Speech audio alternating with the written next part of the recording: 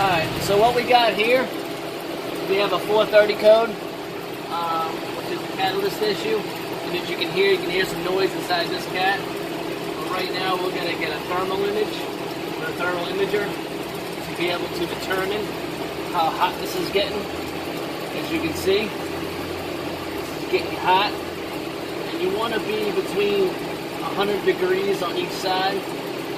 As you can see, this is getting extremely hot here, and as it flows down the manifold. This is how you get a true test when you test a catalytic converter. I took a picture of that so the customer can see. And then we'll go down the whole exhaust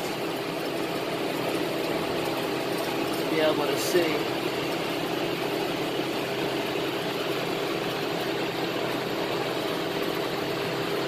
See if there's any other blocks in the system. Now that's getting hot there, so that probably may have some buildup, which is creating a restriction.